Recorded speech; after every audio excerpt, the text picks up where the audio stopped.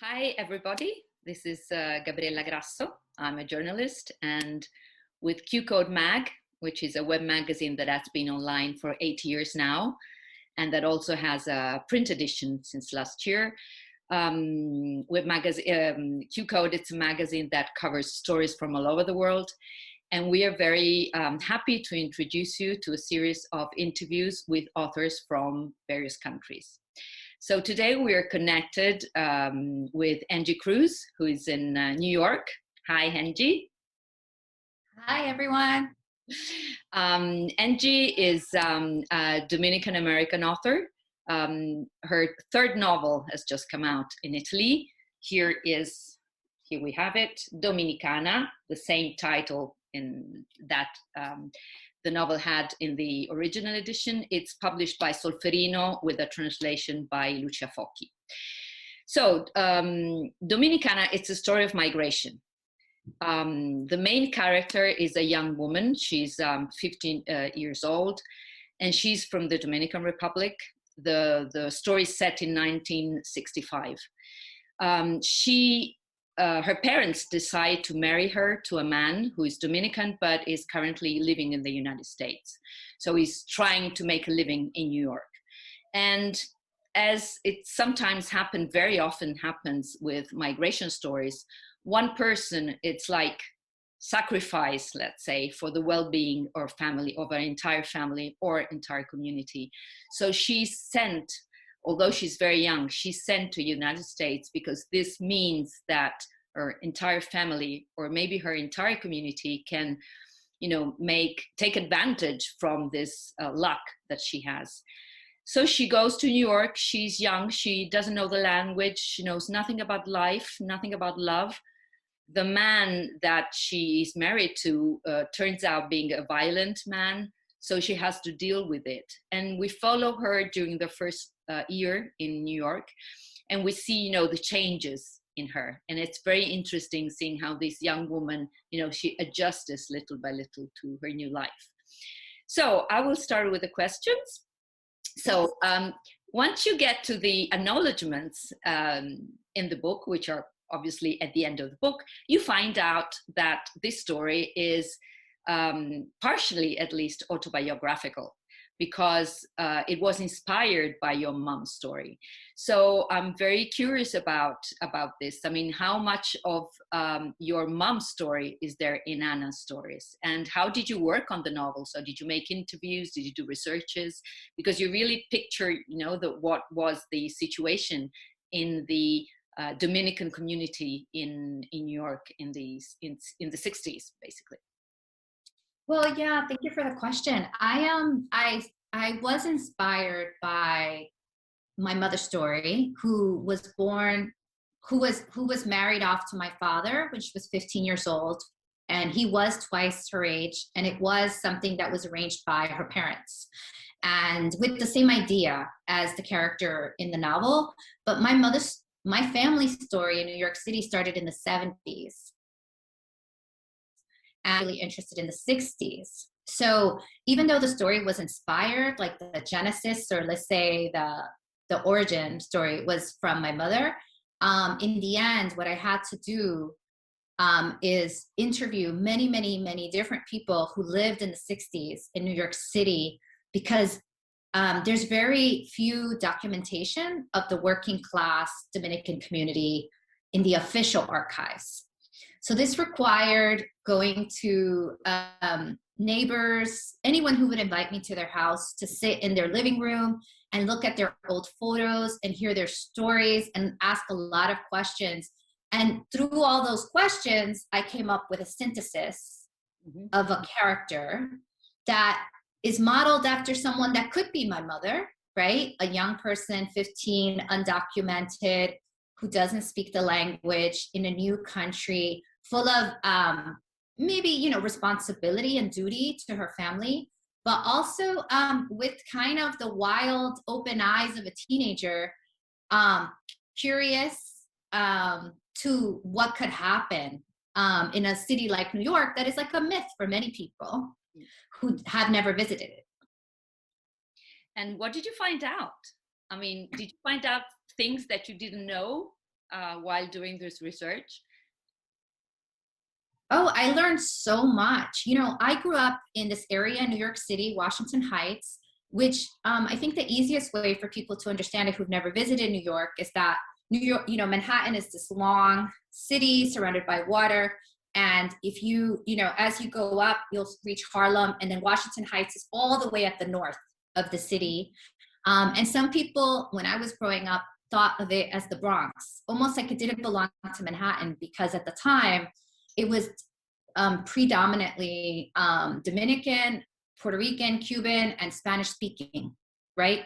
But in the 60s, this was not true. The Dominicans that arrived in the 60s, they entered into a neighborhood that was mostly Jewish, Irish, German, African American. And I grew up across a very important architecture. It's called the Audubon Ballroom, where one of our really important historical figures, Malcolm X, was assassinated. And I didn't really learn that history until I was an adult, even though I was looking at the architecture all my life, right? So what I learned when I'm doing this research or asking these questions is, how did this community that is new to the story, new to the civil rights movement, new to this even feminism, all these things that were happening in the conversations in New York, how did they intersect? Even though they didn't speak the language, even though they moved around without documents, how did they push up against, and how did they work together? And that was probably the most interesting thing for me, because I think right now, we're always in history, truly, and we're often blind to what will be seen as important in the future, right? And I think what is happening right now that I can't see or don't have access to, that in retrospect, I'll see that I actually was part of something, even if in a small way. And that's what I discovered in these stories, you know, asking people, how much did you make? How did you get the job? Who allowed you to get a job? You know, all of these things to me, the minutia of life, you know, the everyday things of life. When I look back, I see the importance of it, and that's exciting. Were people happy to share their memories with you? Of course, of course. You know, I think that especially people who feel invisible to a story, and I would say this happens to many older people, right? We live in a very ageist culture, at least here in the United States. There's this idea that you lose value as you age, you know? When I grew up in a culture where you gain value as you age, you gain respect as you age. So I think that in this particular culture, where to succeed means to move away or to, you know, prosper in a certain way, and sometimes that means being far away from your family. Anytime someone wants to enter and say, I want to know your story, you suddenly create a real important value to this life. Your story actually has incredible value. It's a tool for learning, and it's very joy-making. In fact, it was such a joyful process that I decided to take some of these photographs and some of these stories, and I started an Instagram archive. It's called Dominicanas New York City. Anyone could go and look. And what it does for the reader of the book is that then you see all different kinds of Dominicanas, and many of them are, I arrived in 1992, I arrived in 1980, and people share their photos, they send them to me, and I post them as a way to show that our stories are very different, and at the same time, we do share a commonality, which is the dream, whatever the dream is, you know, for a better life, or to get out of a, you know, abusive marriage, whatever it is that and those are some of the themes that keep showing up. That's why I'm thinking about it. These stories of women who struggled and are now able to say, I somehow survived, you know. What did your mom say about the book? You know, I wrote the book. It took me 14 years between the beginning of starting the story and actually publishing it. And I wrote it in many different ways, because I wanted to write a book. You know, the truth is that a book like this, in particular about the Dominican Republic, is one out of, like, there's not that many books about the Dominican experience, or even the Latinx experience, the working class experience in New York City in publishing, right? Which is a conversation a lot of us are having now. Who is represented in the stories on TV or the film or books? So I've always known this as an author. I've been writing since 2001, that when I put a book out, it's going to be one of the few representations of this particular community. So that in itself makes me think I really need to get the history correct. I need to get it right, because there's not going to be that many other stories available in the mainstream, unfortunately, that could complicate it, right?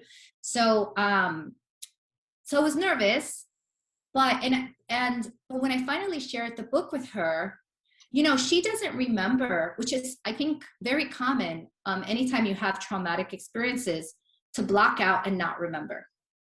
And I think that the trauma, which is common, of someone who is pulled out of their experience as a child and forced into adulthood so early, and to not remember, when she read the book, she said, you know, it's crazy because I don't remember, but it's almost like you gave me memories of a childhood. It feels very true to me, she said.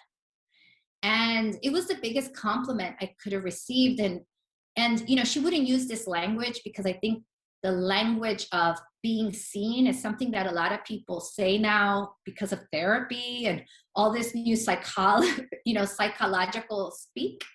I feel seen, I feel heard. She wouldn't say that in particular, but I realized after she read the book that she felt like I was watching her, or I was listening to her throughout the years, which was for me a real opportunity for intimacy with her. Very exciting. Yeah. Beautiful, beautiful. As we were saying that Anna goes to New York. It's very traumatic, as you were saying. She knows nothing. She knows no one. She doesn't know the language. And moreover, she's trapped in a house with a man who not only she doesn't love, but is also violent. And so she, on one hand, she feels that she has to obey, you know, to, you know, his husband's, you know, desires, and she has to deal with the violence because she was taught to. But on the other hand, she knows that's not right. So I think I got from reading the book that you wanted to underline the effects of patriarchy on certain cultures. And so I wanted to ask you if this was an issue that you wanted to bring up, and what changes have you seen in the community since then? Well, you know, it's interesting because I feel like when we talk about patriarchy and certain cultures, the truth is, when I looked at, you know, my first, of course, because I speak from experience, how I experienced patriarchy and violence in the home and in the world that I live in, I researched heavily Dominican Republic, right? I said, how does it play out? And currently, this is, you know, most recently I read that femicide is one of the top 4 killers for women in Dominican Republic. Femicide is at an all-time high, which is not surprising, but in general, domestic violence has elevated, in particular during the pandemic, right? And this is all over the world, right? So when I first would ask my mother questions, she's like, oh, this is so typical. She's like, don't come, you know, it's like, what woman has not experienced abuse? And the truth is that the majority of women that I know in all cultures have in some way pushed up against the violence of patriarchy. Is it in the workplace? Is it with their bodies? Is it being sexualized at a very young age? Is it, you know, in their schools? Is in the ways that we're dismissed in our intelligence, how we have to presume, like our intelligence is presumed incompetent even before we enter a room. We always have to find a way to show our value, which is a privilege that many men don't have. And this is across everywhere. I have never been in a place where, and I would say including Italy, the ways that women know that there's a certain way you have to move in the world to be taken seriously, in a way that men don't grow up thinking this, right? Like they move in the world and they do the thing they want to do and they pursue the things they want to do. So in the ways that Anna is bound by duty to her family, this might seem particular to her culture, but I found in talking to people all over the world, and I've traveled pretty far and wide, that this is something that is also systemic in the way that the system does not protect women. When women say, I am afraid of being at home. I was hit by my husband. I have been assaulted by my friend. Many times, both the community and the system does not always believe women. And we know this because of the Me Too movement. We know this now because more people are coming out and speaking on the ways systemically women have not been empowered in our culture, not even financially, how we get paid. I mean, there's so many different ways. So I like to bring this up because I feel like it's very easy when we read a book about a culture from let's say third world, which now we're all questioning why this hierarchy, because again, the hierarchy exists because of the values, right? The values that were created through capitalism. But if we would see community as a value, it's hard to understand what is third, what is first, and what the hierarchy is. But anyway, the point is that I feel like it's easy when you read something outside of your experience to say, oh, this is something that happens outside. But when you look at the statistics inside, domestic violence, assault, sexual abuse, in your own country, in your own cities, in your own families, if people were really honest, we would understand that the problem is pervasive everywhere. And that's, for me, what's been exciting about this book. And I feel like it's touched a real nerve, because I get letters from everywhere where people say, I'm not Dominican, but I had a conversation about my mother. And I asked her, what was it like at 18 to marry a man who was 30 or 26, still innocent? And this man already have traveled the world. Like, what is it like when you're the one that does not have access to tools yet with someone who has access and tools? How do they exploit that power? How can we be different, right? It's not that you can't be with someone, but it's like there is something that touches, I think, a lot of people who've been in a position where they realize, because they don't speak the language, because they don't have the education, because they don't have the money or tools, and then they're in a context where other people do, that is incredibly hard because people with power will abuse it. It's just, again, I think so it's exciting to hear those conversations being come out of this book. Great.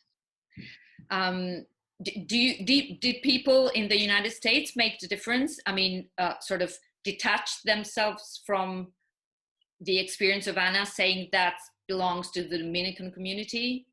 Of course. And I think that's I live in a very xenophobic country. I think that when you say you're immigrant, there's this idea, or you're the daughter of an immigrant, there's an idea that you're not fully American. I think it's very hard to sort of see that this is an American story. And one that has been going on over and over and over throughout, our history. So because, in particular in America, like, lots of people have arrived and been the first. You could, there's stories about the Irish in the early 1900s, and it's just, you could keep going and going, and they're not so different, right? So yes, I think that there is this idea that, oh, this used to happen in the past, in the 60s, but actually, statistically, still 1 in 5 women in the United States have reported domestic violence. Yeah. I think that number in France and Italy is not so far away from this number, if I'm correct. They're high. Yeah, I would have to look it up because I haven't checked the UN numbers yet, but I think in Italy, in 2020 was 1 on 6 women that have been killed. They have been killed from someone in the family, and during lockdown it was 1 or 2. That's a lot. Yeah, It's a no. lot.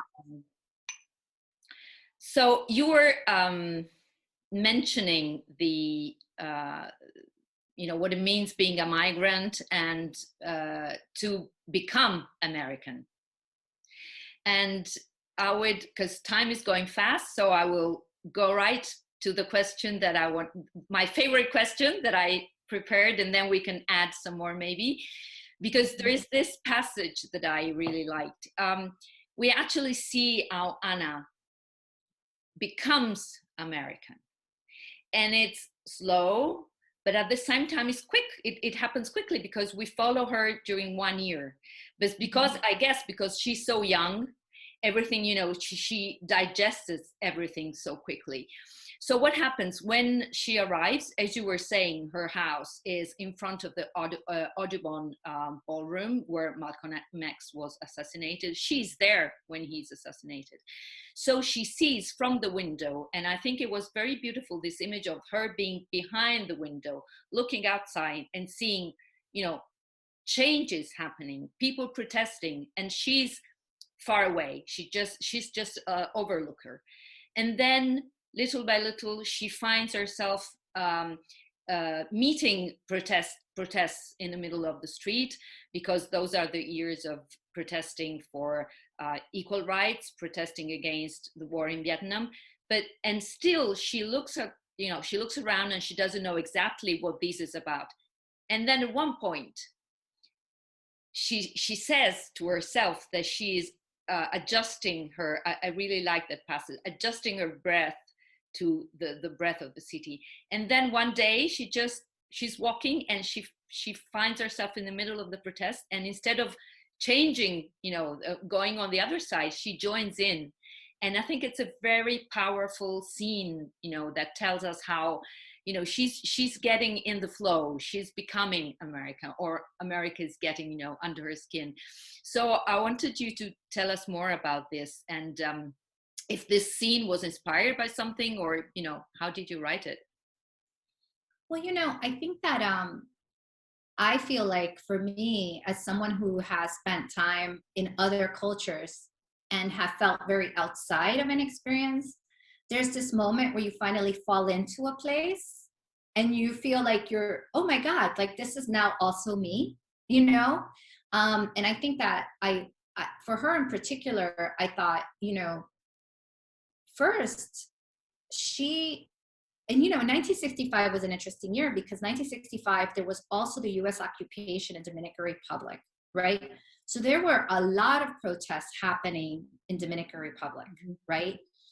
Basically to get the US out of Dominican Republic. And here she is in the US, not really understanding fully what the movement was about, but understanding that it's about the emancipation of women and African Americans, truly, right? Which she didn't know it then, but we now understand that now as Dominicans in the United States, that we are part of the African diaspora. So that was also a fight toward our emancipation. So for her to sink into the breath of the city is almost her acceptance that this is going to be her new home, and her fight is there, right? Even if forever, and I could say this truly, I just had dinner with my mother yesterday and some of my family members, and all of them still feel like outsiders. Like this is not a place, like invited guests to this place that we call the United States. There is nothing about our government that makes us feel that we're not invited. We hold on to our papers very carefully to prove that we are still citizens here. And this is, for me, like writing that scene is like her acceptance, like this is her new home. And her fight as an adult probably will be, because we don't know what will happen to Anna, although I kind of know. But that her fight is there. And I think that's something that immigrants, I spent some time in Italy interviewing immigrants in Italy. And I felt that was also like, were they ever going to return? Probably no. So many people are in exile and never going to go back to another country. The country that they live in is the country that they might stay. And when is it that the fight of the country becomes yours? Exactly. Exactly. I might have time for last question, and I would like you to tell us something about Anna's mother, who is an interesting character, because at the beginning she's like the reader feels that she's more than willing to get rid of her daughter, to sacrifice her daughter for the well-being of the entire family. And she teaches her daughter one lesson, which is probably the same lesson that was taught to her, which is pretend. You have to pretend to be happy, pretend that everything is going to be okay, which is a tough lesson to teach a daughter. So on one hand, she's like sort of, I as a reader perceived it as mean, and then at one point she, on the contrary, goes to the rescue of her daughter. So what can you say about this woman, this character? It's interesting, the evolution of writing. I feel like I write toward forgiveness. You write and I toward forgiveness, right? And I have to say that for part of my youth, I was very angry at my grandmother for using my mother as sacrifice. Like my mother's life was sacrificed for the good of the family, right? Like they sent her off because they knew that potentially if she came to America, all the other family would be able to come to the US and get visas. And my grandmother was very ambitious about this. She wanted to get out of poverty, and she saw that my father gave that opportunity. So when I started writing the book, I had a lot of judgment against my grandmother. And I wrote the character in this very harsh way. But what I realized is that my grandmother also, as a woman in Dominican Republic, realized there was no future for her daughter in Dominican Republic, because there's no system that will protect someone that grows up in poverty in that context, in the ways that she understood that country, right? Possibility for education was very low. Possibility for sovereignty financially was very low. So this was her chance for any kind of freedom. And writing the book and that particular character of a mother who's, telling her daughter, go, do what you need to do, because whatever you have to do will be easier than probably what she had to go through in her life. Though she won't say that. She's not going to teach her daughter and say, I have struggled. She's basically, go, do what you have to do, with the hope that maybe one day we all have more money, more freedom, more opportunity. And my grandmother was right in this way, even though it cost great sacrifice to my mother. And my mother says it too. She says, it was hard, but when I see you, me, her daughter, she says, you're doing more than I could have ever imagined was possible.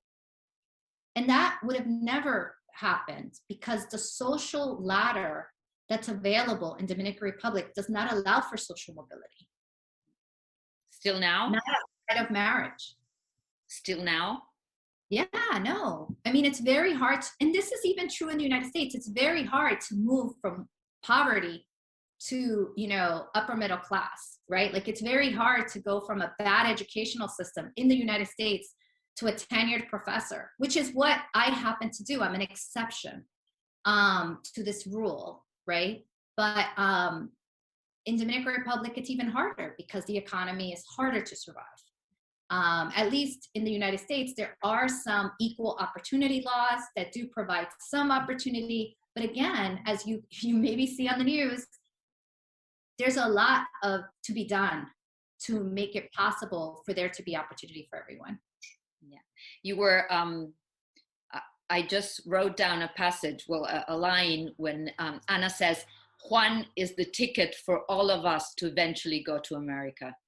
That's exactly how this is seen. He's the opportunity for everybody.